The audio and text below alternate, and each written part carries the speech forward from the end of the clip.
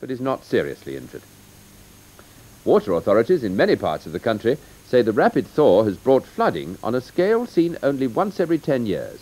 The west has been particularly badly hit, with the rivers Severn and Avon already flooded and more flooding expected tonight.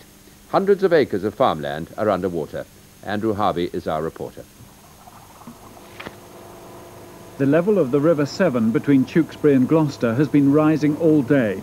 The Severn Trent Water Authority say it's the worst flooding for 13 years, and they don't expect levels to start dropping until the early hours of tomorrow. Hundreds of acres of farmland are already underwater.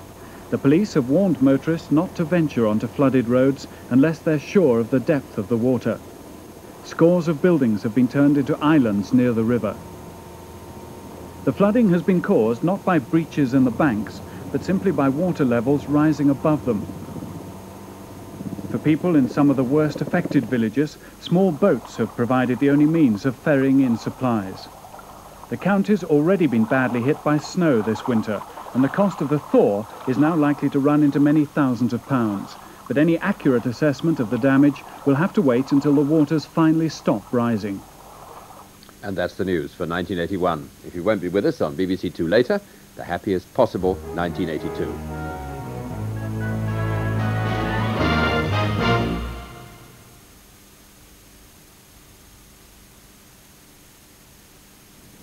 Good evening to you all. It certainly looks as if we're starting the new year on a very low note, really, with this chart in front of us. But things are going to improve just temporarily, I think. But for the time being, this low is the most important one because it's bringing some heavy showers past the south of the country. There's still going to be a front left close to northern areas. And behind me, as you might have guessed, ready for the new year, another depression and its fronts, which will be bringing rain to many parts during the weekend. Well, let's now go on to the satellite picture because that shows 3 days' worth of weather really on one picture.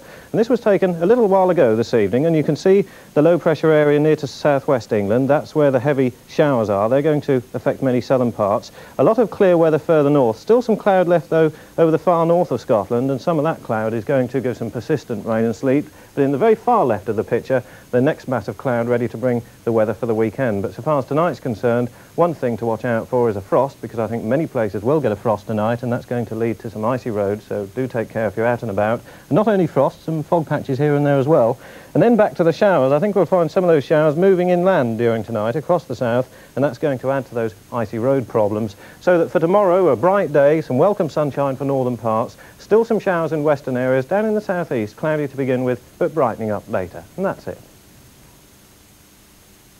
This evening on BBC Two continues now with the last film in the Jack Lemmon season, a Neil Simon comedy from 1975, depicting life for the prisoner of 2nd Avenue. Here on One, Barry Took reviews the programmes of the last year and highlights the pick of 81.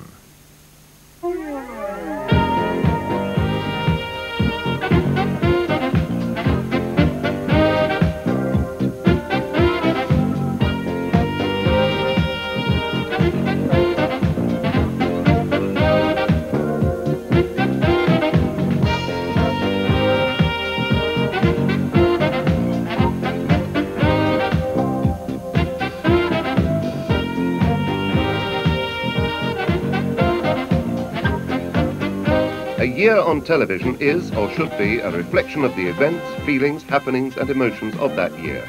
A mixture of the wonderfully eccentric and the marvellously normal. Our year, the BBC year, is just that. Absurd, exotic and mundane by turns. Oh, and funny too, for in Britain, good-natured mockery is still allowed. Who's eaten all the Rice Krispies? I'm afraid I did.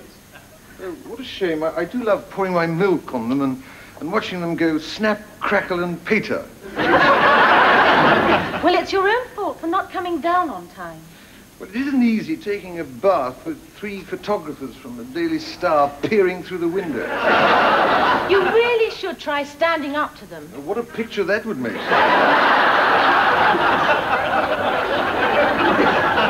I don't know why they're so interested in us all the while. I mean, what's so special about us anyway? It's funny, isn't it, the things we worry about? Am I attractive? Will I ever be lonely? Will somebody ever love me?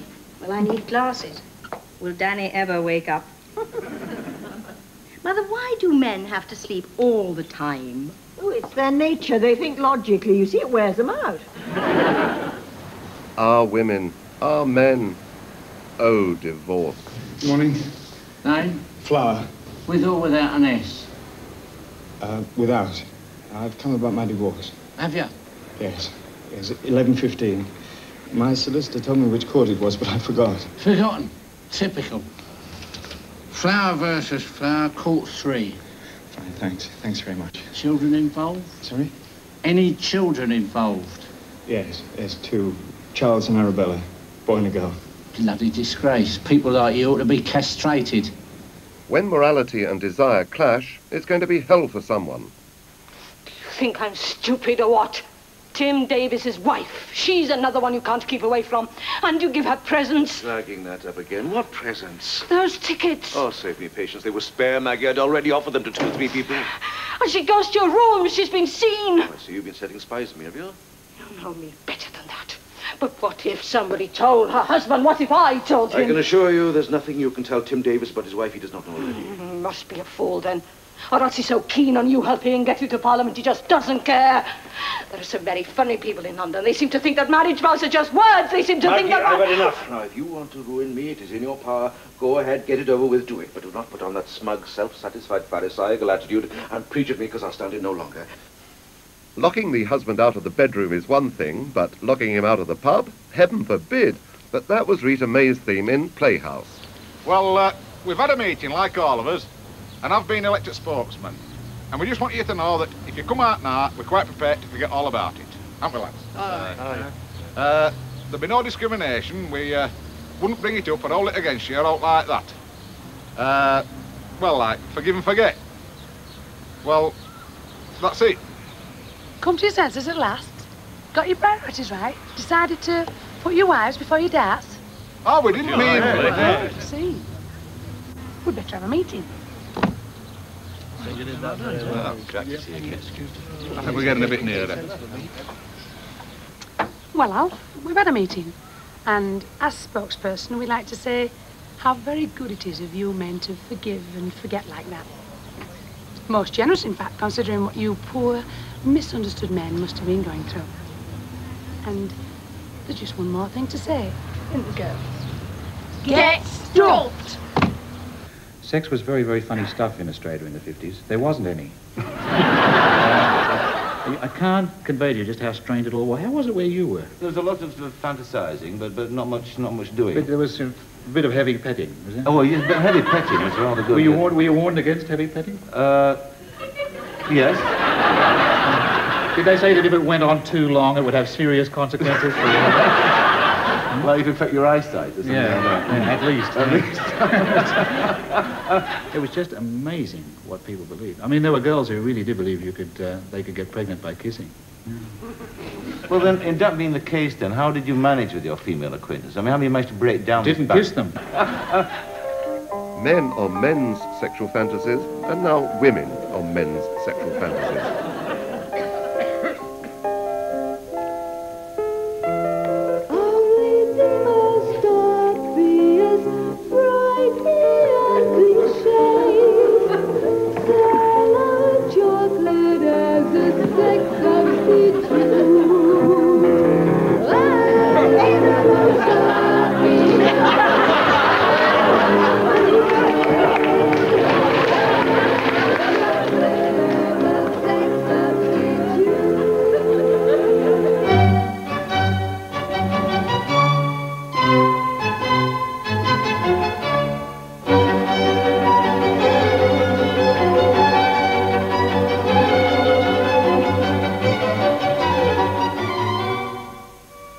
Mozart's Eine kleine Nachtmusik, played as the master intended on instruments of the period by the Academy of Ancient Music.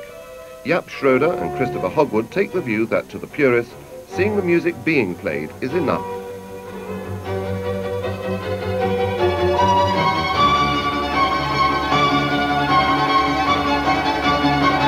Was the Battle of Hastings lost at Stamford Bridge? Harold could have beaten William, claimed Michael Wood, had it not been for having to fight the Norwegians earlier in 1066.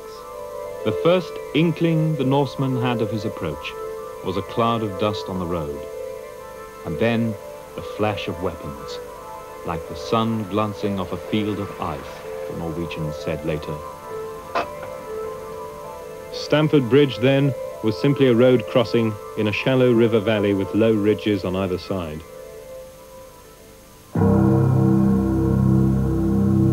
The Norwegians had left their armour and part of their forces with their ships, and they first tried to delay the English crossing by holding the bridge on the York side. Eventually, only one Norwegian was left on the English bank, and he resisted heroically for some time before he was cut down. The English now crossed, and the main battle began. I don't know anything which is more exciting than war.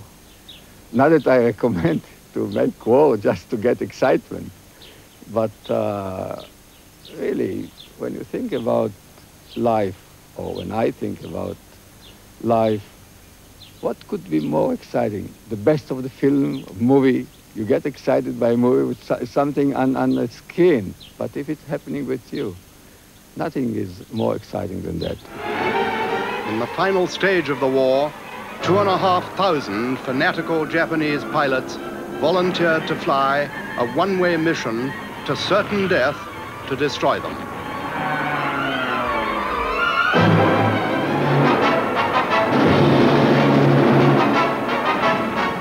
Most of those kamikaze pilots never reached their target, but 1 in 10 did get through. Nearly 200 ships were hit. The carrier Franklin, after attack from the air, nearly 1,000 dead and wounded. Still afloat, but useless as a fighting ship. What is that? Private Schultz reporting for duty here, Major. Here's your new private and confidential clerk. Private Schultz had a technical education and speaks 5 languages fluently. Including English? Including English, Serbo-Croat, French, Romanian, and Dutch. Dutch. He also has a prison.